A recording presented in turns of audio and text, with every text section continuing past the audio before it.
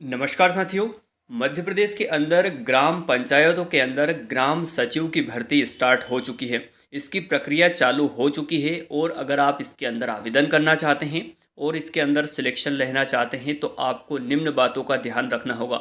यानी कि आपको इस वीडियो के अंदर मैं कुछ डॉक्यूमेंट बताने वाला हूं। अगर आपके पास इनमें से एक भी डॉक्यूमेंट नहीं है तो आप इसके अंदर आवेदन नहीं कर पाएंगे। तो चलिए कौन कौन से डॉक्यूमेंट है वो हम देख लेते हैं और कैसे बनवाना है वो भी मैं आपको बताऊंगा, क्योंकि नए नियम के अनुसार सारी चीज़ें बदल दी गई है। आप इन चीज़ों का ध्यान रखें, आप इनको हल्के में बिल्कुल ना लें, क्योंकि यही छोटी छोटी चीज़ें आपको सिलेक्शन से बाहर कर देंगे। इसलिए ध्यान रखें और अच्छे से इन डॉक्यूमेंट को अभी कंप्लीट करवा लें। तो चलिए स्टार्ट करते हैं। उससे पहले साथियों, अगर आप हमारे चैनल पर नए हैं और इस प्रकार के लेटेस्ट अपडेट देखने की प्रचंड इच्छा रखते हैं तो आप इस चैनल को सब्सक्राइब करें, साथ में बेल आइकन को दबा के रखें ताकि आने वाले हर लेटेस्ट अपडेट आपको तुरंत मिल पाएँ। इस भर्ती के लिए साथियों आपके पास समग्र आईडी होना चाहिए। समग्र आईडी में आपका नाम बिल्कुल सही होना चाहिए। वोटर आईडी भी होना चाहिए आपके पास। वोटर आईडी तो बहुत ज़्यादा ज़रूरी है, क्योंकि इसके अंदर साफ साफ मेंशन किया है अगर आपका वोटर लिस्ट में नाम नहीं होगा तो आपका सिलेक्शन नहीं हो सकता, आप फॉर्म ही नहीं भर पाएंगे। अगला डॉक्यूमेंट है स्थानीय निवासी प्रमाण पत्र और आय प्रमाण पत्र। स्थानीय निवासी प्रमाण पत्र आपका स्वयं का होना चाहिए और आय प्रमाण पत्र आपके पिता या फिर पति के नाम से होना चाहिए। अगला डॉक्यूमेंट है जाति प्रमाण पत्र। ये डिजिटल बनता है, आपके पास डिजिटल प्रमाण पत्र होना चाहिए। बाकी सेंट्रल का जाति के बनवाने की ज़रूरत नहीं होगी, क्योंकि ये सेंट्रल में काम आता है, इसलिए आप केवल जाति प्रमाण पत्र डिजिटल वाला बनवाएं। अगला डॉक्यूमेंट है आधार कार्ड। आपके पास आधार कार्ड होना चाहिए और जितने भी डॉक्यूमेंट मैं आपको बता रहा हूँ ये सारे डॉक्यूमेंट आपके 10वीं की मार्कशीट से मैच होना चाहिए। यानी कि 10वीं की मार्कशीट में अगर आपका नाम सही है तो हर जगह सही होना चाहिए। अगर गलत लिखा है, कुछ स्पेलिंग में मिस्टेक है, तो हर डॉक्यूमेंट में मिस्टेक होना चाहिए।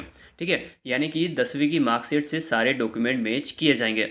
अगला डॉक्यूमेंट है 10वीं और 12वीं की मार्कशीट आपके पास होना चाहिए। जब आप इसका फॉर्म फिल करें उसके पहले आपके पास ये अनिवार्य रूप से होना चाहिए, क्योंकि इसी के परसेंटेज के आधार पर इसमें मेरिट लिस्ट तैयार की जाएगी। अगला जरूरी डॉक्यूमेंट है पूर्व सैनिकों के लिए। अगर आप पूर्व सैनिक हैं तो आपके पास उसका प्रमाण पत्र होना चाहिए।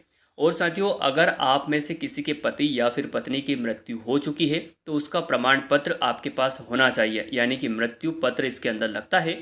ये दोनों डॉक्यूमेंट सभी विद्यार्थियों के लिए ज़रूरी नहीं हैं, केवल जो इनसे बिलोंग करते हैं उनके लिए ज़रूरी होंगे।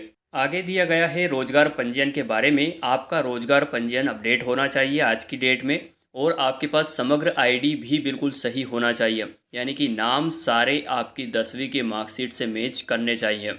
जब आप इसका आवेदन करेंगे तो आपका फ़ोटो डेट के साथ लगना है और सिग्नेचर भी लगना है।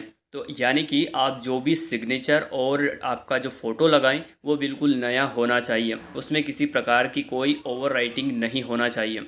आप जो फ़ोटो इसके अंदर लगाने वाले हैं वो स्टाइलिश नहीं होना चाहिए, ना ही उसके ऊपर कोई चश्मा होना चाहिए। यानी कि बिना चश्मे के दोनों कान आपके फ़ोटो के अंदर दिखने चाहिए।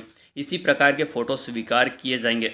साथियों, मेरी तरफ से मैं आपको एक सुझाव देना चाहूँगा कि आप इसका जो आवेदन है वो पहले ही कर दें, क्योंकि बाद में सर्वर डाउन होने की वजह से आवेदन नहीं हो पाते हैं। इसके आवेदन बहुत जल्द स्टार्ट होने वाले हैं। जैसे ही आवेदन स्टार्ट होंगे मैं दोबारा वीडियो के माध्यम से आपको बता दूंगा। बाकी आप स्क्रीन पर हमारे व्हाट्सएप नंबर देख रहे होंगे, इन नंबर पर आप हमसे बात भी कर सकते हैं और एक ग्रुप की लिंक आपको शेयर की जाएगी, तो आप उस ग्रुप में जुड़ सकते हैं जहां पे समय समय पर सारी जानकारी अपलोड की जाती है। आई होप साथियों आपको ये वीडियो बहुत अच्छा लगा होगा। अगर आपको ये वीडियो अच्छा लगा हो तो चैनल को सब्सक्राइब और वीडियो को लाइक करना ना भूलें। वीडियो को वॉच करने के लिए थैंक यू सो मच।